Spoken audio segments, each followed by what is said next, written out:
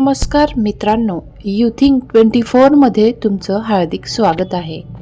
मित्रांनो, आज तुम्ही हा व्हिडिओ पाहत आहात म्हणजेच श्रीकृष्ण तुमच्यावर प्रसन्न आहेत आणि तुम्हाला काहीतरी विशेष त्यांना शिकवायचं आहे. श्रीकृष्ण म्हणतात, जो या मार्गावर येतो त्याला मी कधीच कमी पडू देत नाही. श्रीकृष्णांच्या उपदेशामध्ये कर्माला अनन्यसाधारण महत्त्व आहे. कर्म म्हणजे केवळ चांगले किंवा वाईट परिणाम नाही, तर आपल्या जीवनाची संपूर्ण दिशा ठरवणारा एक गाभा आहे.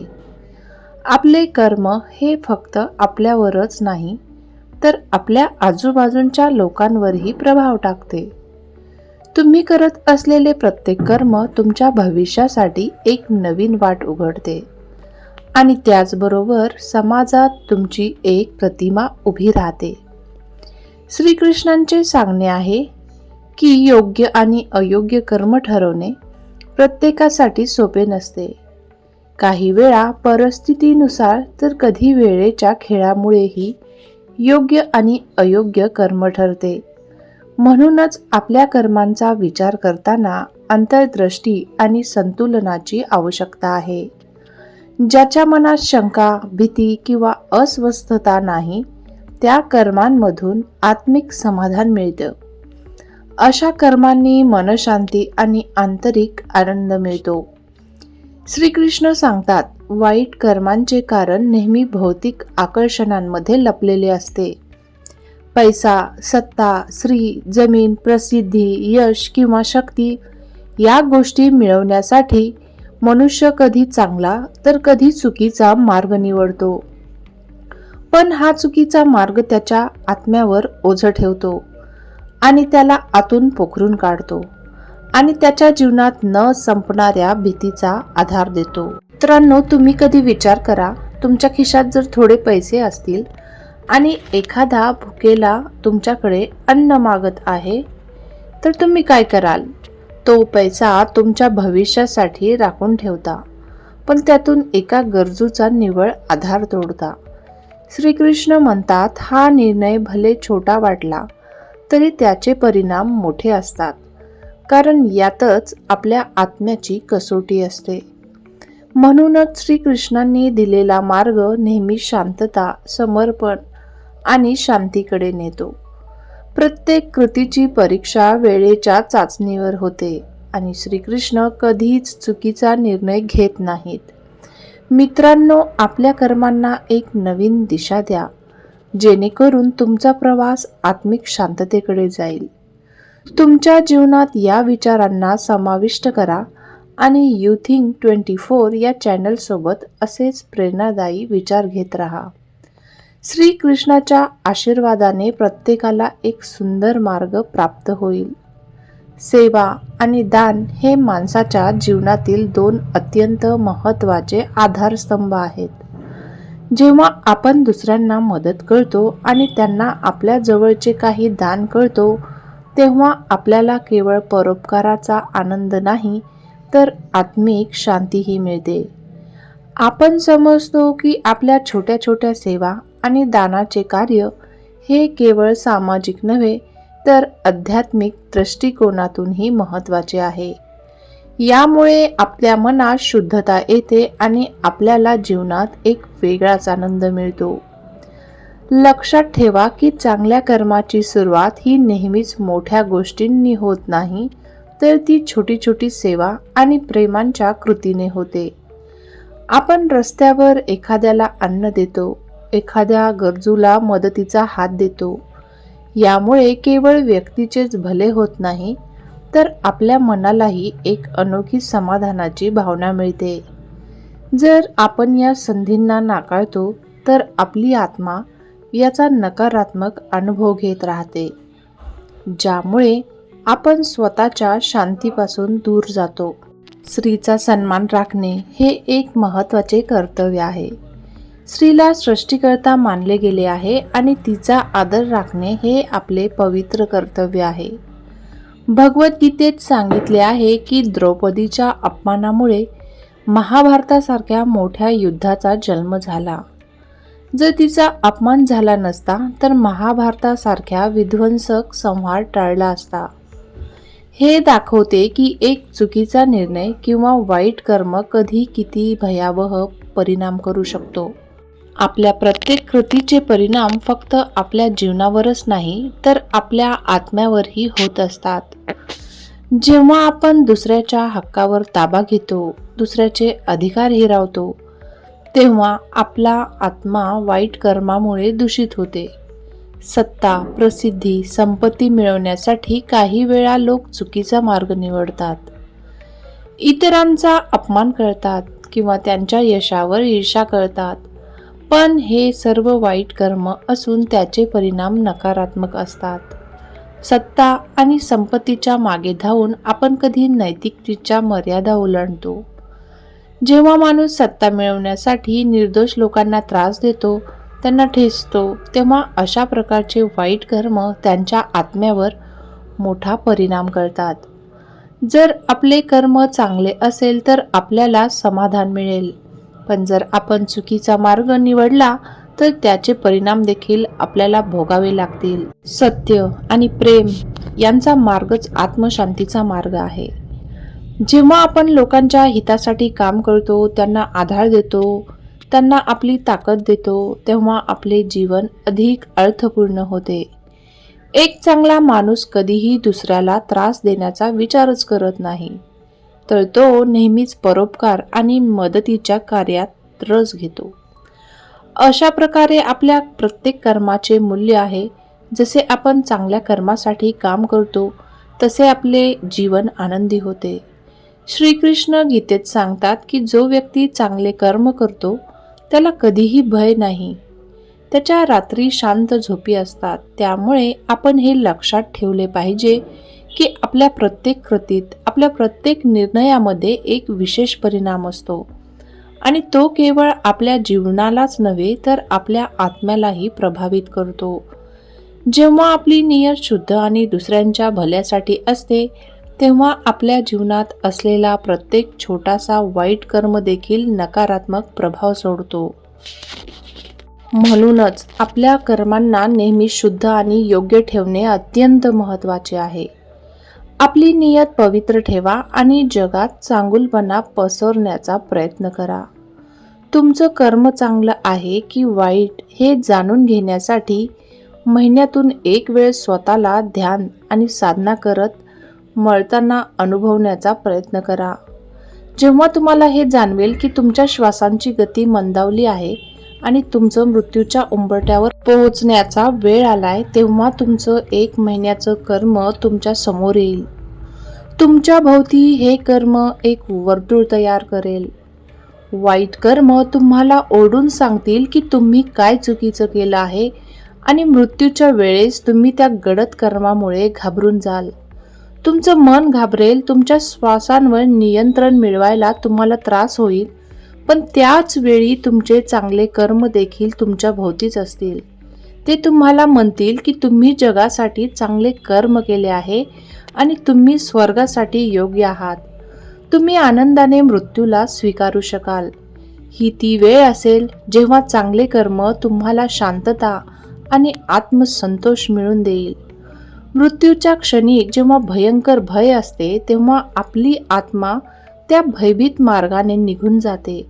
मात्र जेव्हा आपले कर्म शुद्ध असतात, तेव्हा त्याचे परिणाम अधिक सकारात्मक आणि आत्मिक शांती देणारे असतात. म्हणूनच आपल्या कर्मांचा विचार करा, कारण ते आपली आत्मा आणि जीवन दोन्ही प्रभावित करतात. शुद्ध नियती आणि चांगले कर्म जीवनाला योग्य मार्ग दाखवतात. पण जेव्हा मृत्यू एक प्रसन्न मुद्रेत असतो, तेव्हा आत्मा चांगल्या मार्गाने प्रस्थान करते. म्हणूनच आपले चांगले कर्म आणि वाईट कर्म दररोज, विशेषतः झोपण्यापूर्वी, विश्लेषित करणे अत्यंत आवश्यक आहे. ही सवय आपले जीवन आनंद आणि शांततेने भरून टाकेल आणि आपल्याला प्रत्येक दिवस उत्तम आणि पवित्र बनण्याची प्रेरणा मिळेल.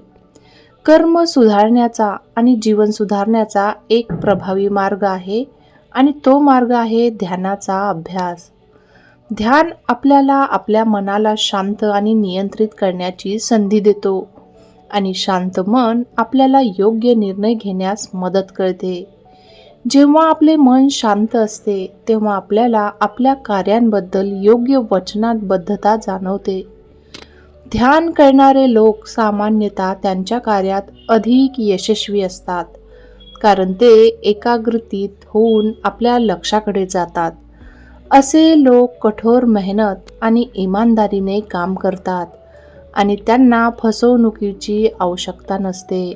कधी कधी आपल्याला असे काही काम करावे लागते जे आपण करायला इच्छित नाहीत, पण हे काम पूर्वजन्मातील कर्मामुळे होते आणि ते न चुकता पूर्ण होते. जेव्हा आपला पूर्वजन्मातील चक्र संपतो, मोक्षाची प्राप्ती होऊ शकते. आमच्या शास्त्रात सांगितले आहे की 84 लाख योन्यानंतरच मानवाच्या योनीची प्राप्त होते आणि केवळ मनुष्य योनीमध्ये जन्म मृत्यूच्या चक्रापासून मुक्तता मिळू शकतो. मनुष्याचे कर्म त्याच्या परिस्थिती आणि दैवी शक्त्यांद्वारे निर्धारित केली जाऊ शकते. जर चांगले कर्म वाईट कर्मांपेक्षा जास्त असतील तर त्याला वाईट कर्माचे फळ या जन्मात मिळेल आणि चांगले कर्माचे फळ पुढील जन्मात. या उलट जर वाईट कर्म चांगल्या कर्मापेक्षा जास्त असतील तर त्याला चांगले कर्म या जन्मात मिळतील आणि वाईट कर्माचे परिणाम पुढील जन्मात भोगावे लागतील. एक मनुष्य आपल्या घरातील आणि कुटुंबाच्या जबाबदाऱ्या योग्य रीतीने पार पाडायला हवे. कितीही पैसा असला तरी जर तो आवश्यक नसेल तर त्याला जमा करण्याची लालसा ठेवणे वाईट कर्म मानले जाते. हा पैसा संकटाच्या वेळेस कामी येतो, म्हणून त्या पैशाचा उपयोग संकटाच्या वेळेस करणे आवश्यक आहे आणि पैशाची बचत करण्याची लालसा कधीही ठेवू नका. आपल्याला आपल्या उत्पन्नापेक्षा अधिक खर्च करणे योग्य नाही आणि आपल्या सामर्थ्यानुसारच दान देणे आवश्यक आहे. अधिक दान किंवा खर्च करण्याचा प्रयत्न पापाचा भाग बनू शकतो. सर्व समयी चांगल्या आणि प्रामाणिक लोकांबरोबर संगती ठेवली पाहिजे आणि दुष्ट किंवा कपटी लोकांपासून दूर राहावे. वाईट संगती नेहमीच नकारात्मक परिणाम देते, म्हणून आपल्याला कधीही आपल्या स्वार्थासाठी इतरांना नुकसान करणे नाही. ध्यान, चांगले कर्म आणि योग्य संगतीचे पालन केल्याने आपण आपल्या जीवनाला अधिक सकारात्मक बनवू शकतो. शास्त्रांमध्ये स्पष्ट सांगितले आहे की जे आपण केले तेच आपल्याला भविष्यात अनुभवावे लागते. कधीही कुणाची फसवणूक किंवा थाप मारून काही मिळवण्याचा प्रयत्न करू नका, कारण असे केल्याने सर्व पुण्य नष्ट होते आणि आपण वाईट कर्माचे भागीदार बनतो. पुराणामध्ये सांगितले आहे की एखाद्या व्यक्तीने केलेल्या वाईट कर्माचा परिणाम केवळ या जन्मापुरता मर्यादित नाही, तर ते जन्मांपासून मृत्यूपर्यंत आणि त्यानंतरही दुःखाचे कारण बनतात. असे व्यक्ती कोणतीही स्थितीत दुःखीच राहतो. जर तो कुठल्या परिस्थितीत असो, पापाचे फळ नेहमी त्याच्या कर्मावर अवलंबून असते. आपण केलेल्या कर्माचे परिणाम आधीच वयस्कर आहेत आणि ते चांगल्या कर्मापेक्षा जास्त आहेत, तर त्याचा परिणाम आपल्या पुढच्या जन्मात भोगावा लागेल. परंतु वाईट कर्म कमी असतील तर त्याचे फळ आपल्याला या जन्मात भोगावे लागेल. हे कर्माचे चक्र कायमच सुरू राहते आणि आपण जे बोलतो तेच आपल्याला मिळते. हे ते कर्म आहे जे एखाद्या व्यक्तीने निस्वार्थी भावनाने केले असतात, तर वाईट कर्मे ती असतात जी द्वेष, लोभ, अहंकार किंवा स्वार्थापासून उद्भवतात. अशी कर्मे परिणामस्वरूप दुःख आणि कष्टाचे कारण बनतात. शास्त्रानुसार धर्माचे पालन न करता कोणतेही कार्य खरे अर्थाने शक्य होत नाही. धर्मानुसार आपल्याला नेहमीच पुण्य कर्मे केली पाहिजेत, कारण त्याच्यातूनच आपल्याला सुख, शांती आणि खरी खुशी मिळवता येते. दान हे सर्वात मोठे पुण्य कर्म मानले गेले आहे, कारण ते फक्त चांगल्या भावनाने केले जाते, परंतु त्याने समाजामध्ये समृद्धी आणि शांती पसरली जाते. तरीही दान देण्याचा मार्ग महत्त्वपूर्ण आहे. जर कोणी घमंड किंवा अहंकाराने दान दिले तर तो दान कर्म उत्तम मानला जात नाही. जरी तो चांगला असो, त्यासाठीच कर्म श्रेष्ठ असतात, जे निस्वार्थी भावनेने घमंड न करता दिले जातात. कर्तव्य भावाने केलेला कोणताही कार्य चांगला असतो, पण तो नेहमीच उत्तम असणार नाही. उत्तम कर्मे ती असतात जी पूर्णपणे आत्मसंतुष्टी आणि परोपकारी निष्काम भावनेने केली जातात. असे कर्म बंधन निर्माण करत नाहीत आणि मोक्ष प्राप्तीच्या दिशेने सहाय्य करतात आणि व्यक्तीला आत्मिक शांती आणि परमानंदाचा अनुभव देतात.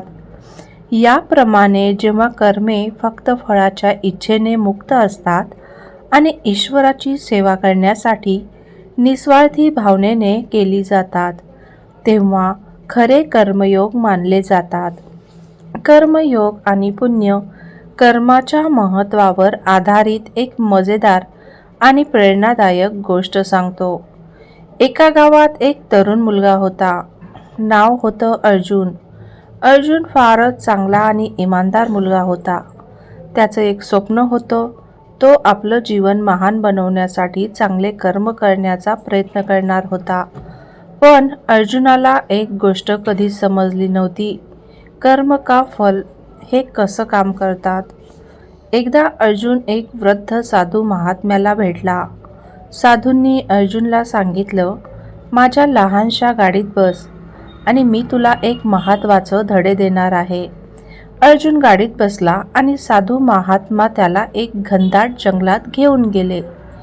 तिथे पोहोचल्यावर महात्म्यांनी अर्जुनला एक स्वर्ण मुद्रिका दिली आणि सांगितलं, हे स्वर्ण तुमचं आहे, पण तुम्ही योग्य कर्म केल्यासच याचे फळ तुम्हाला मिळेल. अर्जुन गाडीत परत आला आणि त्याच्या मनात विचार आला, मी या मुद्रिकेला किती चांगली उपयोग करू शकतो. पण त्याने त्वरित निर्णय घेतला की हे पुण्यकर्म करायला हवं. त्याने गहिऱ्या जंगलात जाऊन त्या स्वर्ण मुद्रिकेला एक सुंदर नदीत टाकलं. साधू महात्मा त्याला परत भेटले आणि म्हणाले, अर्जुन, जर तुम्ही योग्य कर्म केले असते तर तुम्हाला ही मुद्रिका कधीच गमवावी लागली नसती. तुम्ही जर त्याचा योग्य उपयोग केला असता तर तुमच्या जीवनाला आनंद आणि समृद्धी मिळाली असती. अर्जुन खूप विचारात पडला. माझं चुकलं. मी योग्य कर्म केले असते तर मी या चांगल्या शुभ फलांची उपभोगता आलो असतो. त्याचवेळी साधू महात्म्याने त्याला समजावलं, याद ठेवा अर्जुन, सर्व कर्माचा असाच प्रभाव असतो. जर तुम्ही चांगले कर्म केले तर ते तुम्हाला आपल्या जीवनात यश आणि शांती देईल. प्रत्येक चांगलं कार्य तुमचं जीवन सुधारेल आणि अंतर्मनाची शुद्धता मिळवेल. अर्जुन त्या दिवशी शिकला की कर्मांचा प्रभाव प्रत्यक्ष जीवनावर असतो आणि चांगले कर्म आणि निस्वार्थ भावनेने केलेलं कार्यच खरा कर्मयोग आहे. त्याने त्याच्या जीवनात चांगले कर्म सुरू केले आणि त्याच्या जीवनात खूप मोठे परिवर्तन घडले. मित्रांनो, अर्जुनच्या गोष्टीतून आपल्याला एक महत्त्वाचा धडा मिळाला. आपल्याला जसे कर्म करावं तसेच ते आपल्याला फल देईल. म्हणूनच आपल्याला सद्गुणी, पुण्यवान आणि निस्वार्थ कार्य करत राहावं. आपल्या कर्माच्या फलावर विश्वास ठेवा, कारण तुमचे कर्मच तुमचं भविष्य बनवते. आशा आहे की हा विचार तुम्हाला आवडले असेल. आपल्या जीवनातील कर्मयोगांचं पालन करा आणि तुम्ही सुखी, शांतीपूर्व जीवन जगू शकाल. आशा आहे की हा संदेश आपल्याला आवडला असेल. आपले कर्मच आपले भविष्य ठरवते आणि हेच आपल्याला सुख, शांती आणि आंतरिक समाधान मिळवून देईल. सद्गुणी कर्म करत राहा, निस्वार्थ भावनेने कार्य करा आणि जीवनात सकारात्मक बदल घडवा. तर हेच आपल्या जीवनात लक्षात ठेवा आणि चांगल्या कर्माच्या मार्गावर चालत राहा. आपल्या विचारांनी आणि कृतींनी समाजात चांगला बदल घडू शकता. जर आपल्याला या संदेशाने प्रेरित केलं असेल तर कृपया आपल्या मित्रांसोबत नक्की शेअर करा आणि आपल्या कमेंट बॉक्समध्ये नक्कीच विचार द्या. चॅनलला सबस्क्राईब करा आणि नवे व्हिडिओ पाहण्यासाठी बेल आयकॉनला प्रेस करा. आपला शुभ दिवस जाओ. आपली काळजी घ्या. सतर्क रहा. धन्यवाद.